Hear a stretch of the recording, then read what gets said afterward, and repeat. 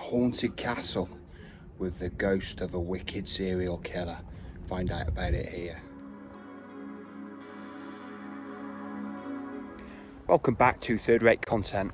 Today we're at Shrewsbury Castle and we're going to be covering the story of a very disturbed, I'd say, individual here in the Shrewsbury a Ghost Town series of episodes. Episode 5, I can't believe we've got that far.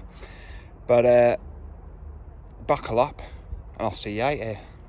The Bloody Jack ghost story I got from the Martin Wood Haunted Shrewsbury book is the main source, and the rest of it, the other story, is independent research. So there's been a castle here overlooking into Wales since 1067. Yeah, the Normans almost came straight here, turfed out all the people who lived in the houses on the top of the hill, and built their Motte and Bailey Castle. This house on the approach into Shrewsbury Castle was dismantled and reassembled here by its owner, who wanted a more fashionable brick house on Dogpole, but he didn't want to destroy it, so he rebuilt it here. But this is the site of the former Gallows of Shrewsbury at one time, and after the English Civil War, some Irish soldiers were hung as mercenaries, as was the custom of the time. And it is said that if you walk past, they tug your sleeve at the injustice of it. But being hung for mercenary is always the fate in war. But I don't think they felt that they were mercenaries. But look at this fine coat of arms. Don't know who it's for. But yeah, these houses are actually, apparently, I'm sure it's not that easy, but they were built off-site at the time and then fitted together at the location, and then so obviously being disassembled, moved and reassembled, because apparently on the carvings it almost tells you which one goes where, but I'm sure it's not that easy. But yeah, it's fine, sort of Elizabethan house. So this is a £25 field artillery piece, and it was used, as it says there, in training purposes and scenarios.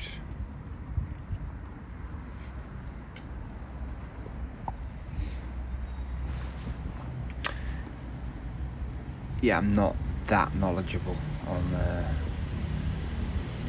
artillery pieces in detail, but if this is a £25-pounder, the one to the right is obviously significantly bigger. Don't think they actually aimed down that hole. I wouldn't want to be looking down there when it fired anyway. Yeah, and this one's a real, if that's a £25-pounder, it's got to be a £60-pounder if there's such a thing. It's big tyres on there as well, so it's going to be jumping back, I suppose, for towing purposes mainly.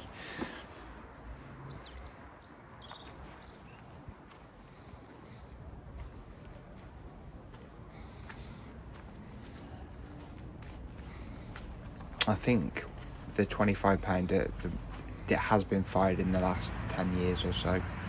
I did read online something about that. Just to get the vintage ticket booth.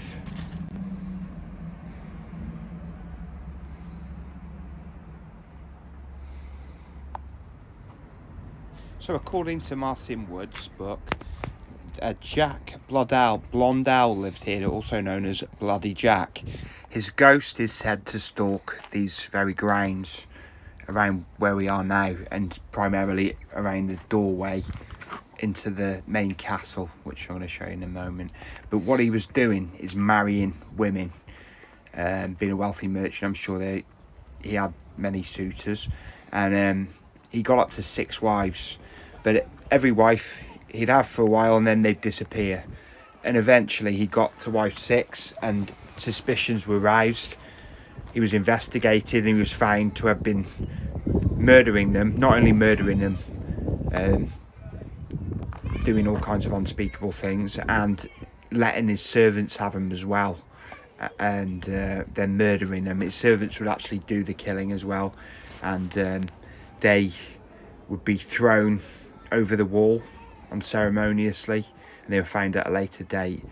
And his, like I say, his ghost is meant to be here, but you don't hear about his wives haunting the area after being found guilty.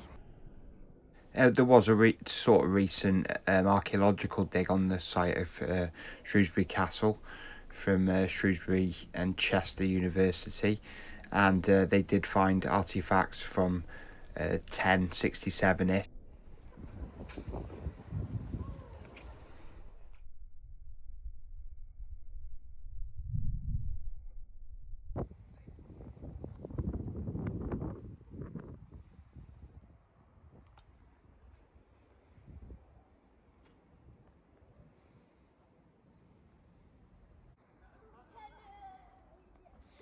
So we're just going to have a walk up to Laura's Tower now, which was built by Thomas Telford for the MP, Pulteney, but it was actually for his wife or his daughter, Laura.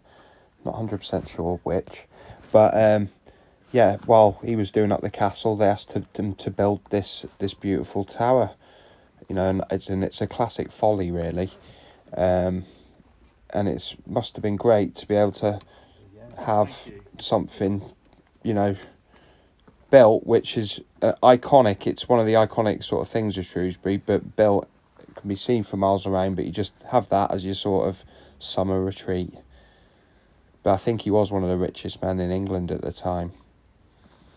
But yeah, this hill, we're right at the top now, and we're looking all over. I'm going to look at all directions over Shrewsbury, looking at the station there. One of the busiest train junctions in England, just there, and also one of the longest station signal boxes. We're just having a look. 7 sides to Laura's Tower, apparently one for each day of the week, so Laura could have looked out. But yeah, where this was built is basically where the habitation houses would have been built pre-Norman times, and that's why the Normans knocked them all down and built a castle up here, because it commands an absolutely amazing 360-degree view around the place. So, you know, anywhere might be haunted, really.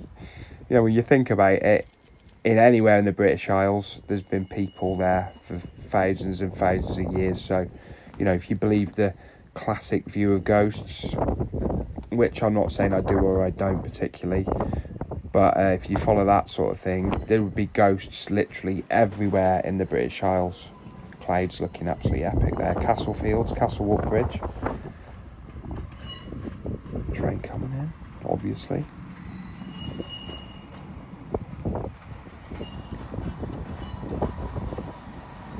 Longest signal box. Can't really see it. I can't get closer to get a good view, but I'll try and get it on a video at some point. Reeking in the background there, looking west, east I mean, Ormond Hill, Castle Fields. So we're looking sort of north.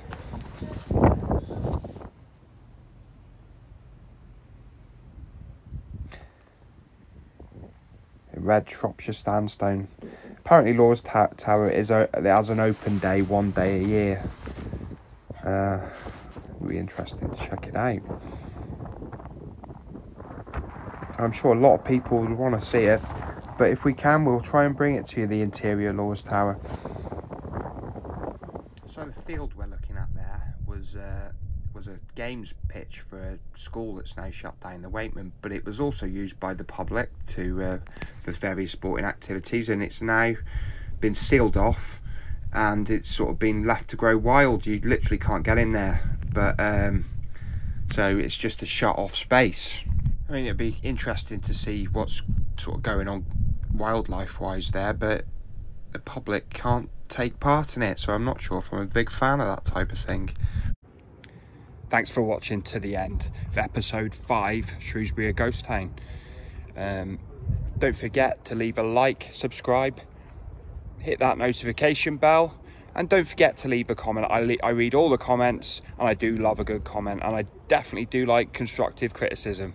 So if I don't see you soon, I'll see you 3 times as soon. Third rate content, signing out.